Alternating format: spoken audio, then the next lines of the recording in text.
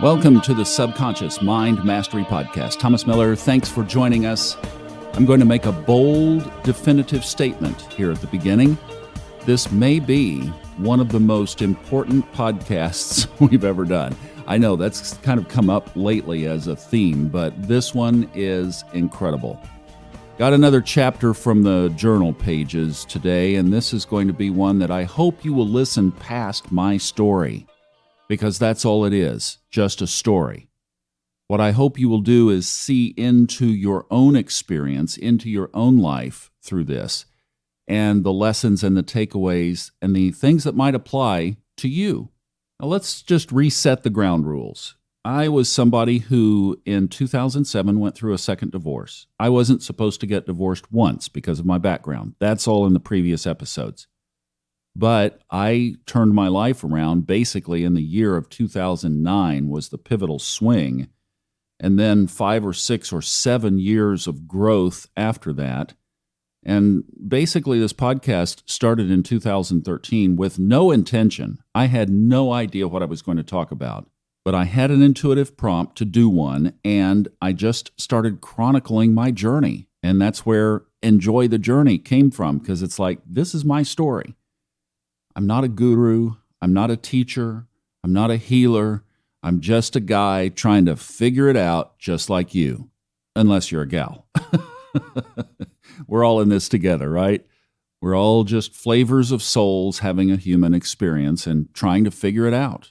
So this podcast has been the lessons and the observations and a little bit of teaching and mentoring that I've had along the way, and it's just passed on to you. So in that context, here is the latest development. So you know that I have Lord Jupiter, the traveling van.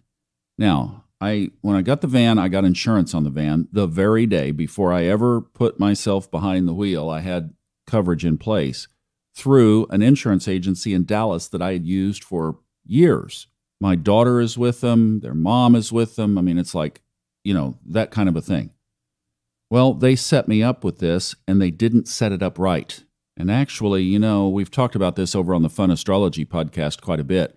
This is Neptune in Pisces. I mean, this is the destruction of services the way that we have come to expect them in most of our life, for those of us that have a few rings in our tree, that things are deteriorating. And even the service here of this fairly established, it's a local agency in Dallas for Allstate, that they are just dropping the ball. They dropped the ball recently with my daughter. So that's an aside, not going to go down that road, but it is part of the context of, okay, so this is the pond that we're swimming in now, is don't expect excellence.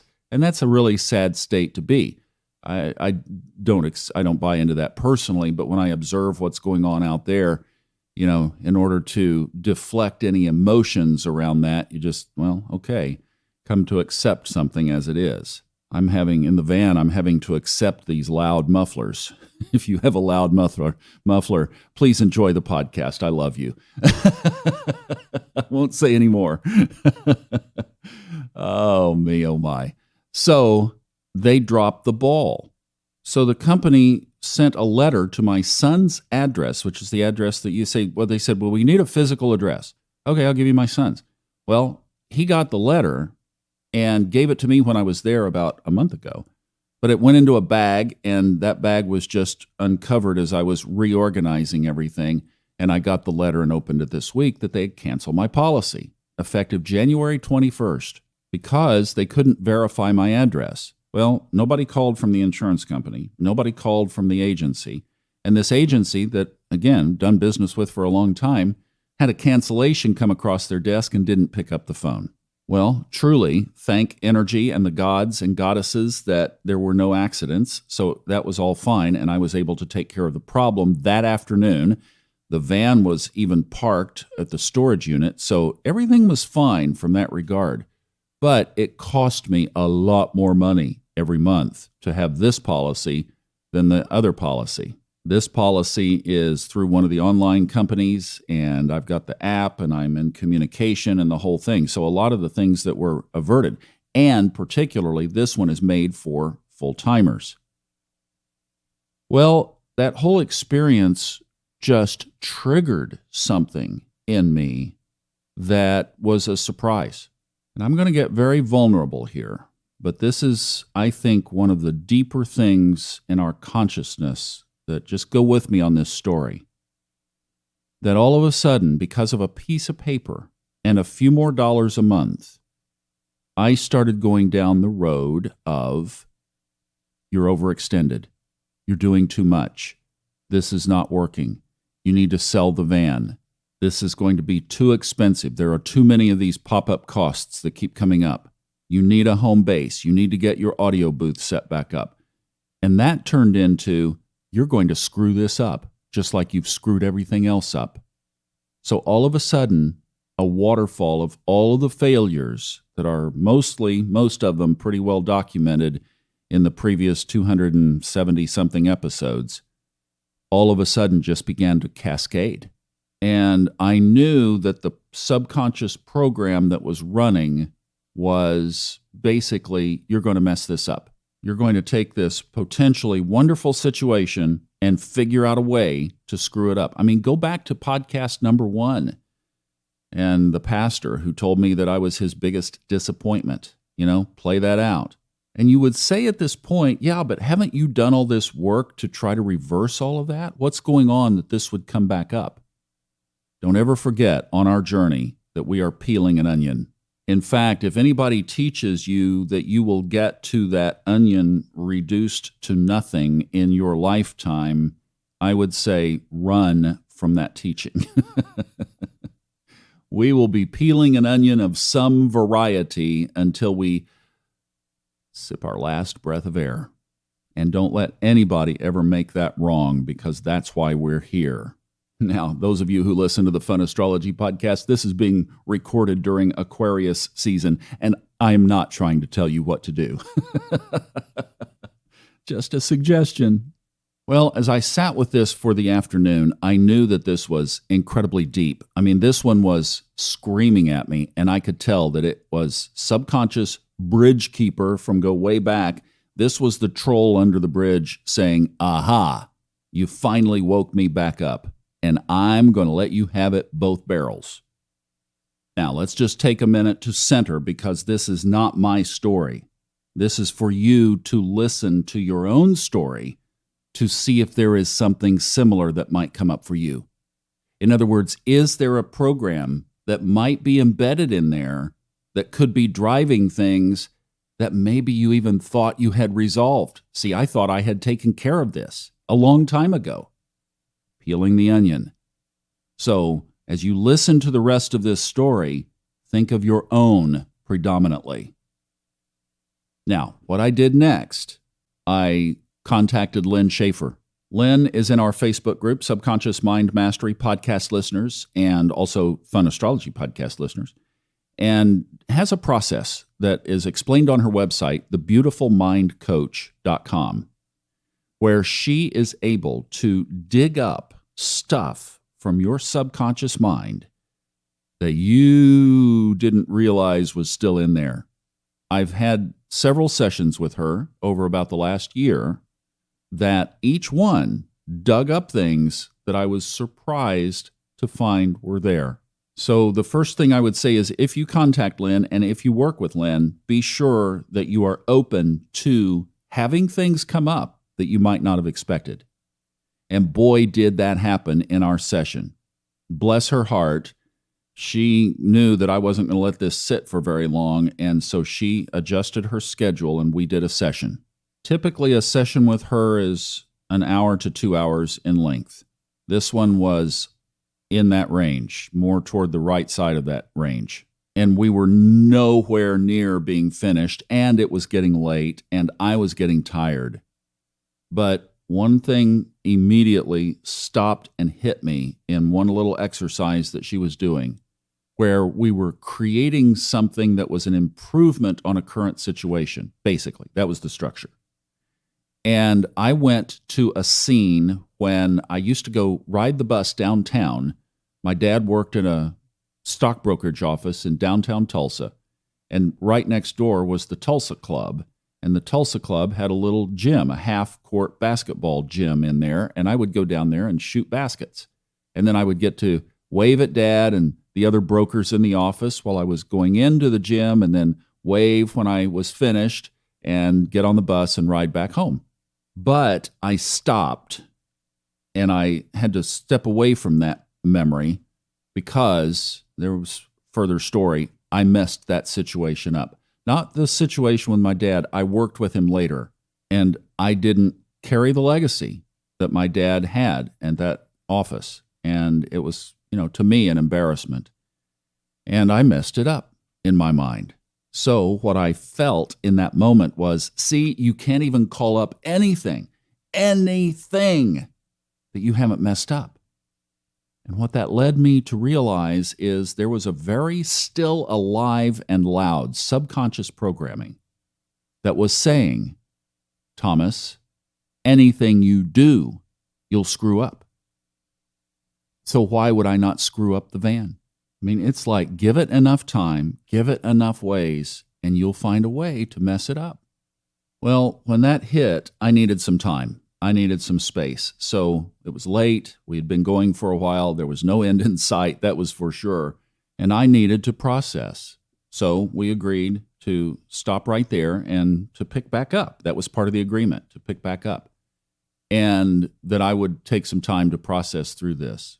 I opened my journal and started listing probably 15 major intersection points in my life where something good was created and I messed it up.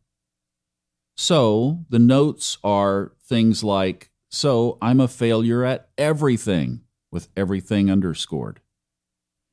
And then I thought, somebody who has a string of successes has confidence that if they apply themselves to something, they're going to win. There's a high chance.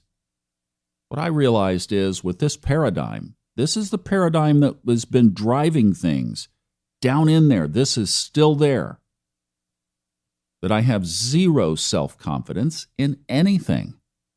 In fact, even when I was living consciously in Aspen, there was something that happened in Aspen where actually I did not follow an intuitive prompt, and I messed that situation up. So it's like the evidence suddenly became overwhelming. And I thought to myself, and I wrote in my journal, don't try to pretty it up. It can't be. You need to sit with this raw and real. This is a subconscious program that is driving your outcomes, even up to recently. And yes, of course, I took a moment to look at the astrological chart, and I could see an aspect that I knew was in my chart, but I hadn't given it the weight or the gravity that I do now, and I see exactly where this appears astrologically. So it's also built into my path.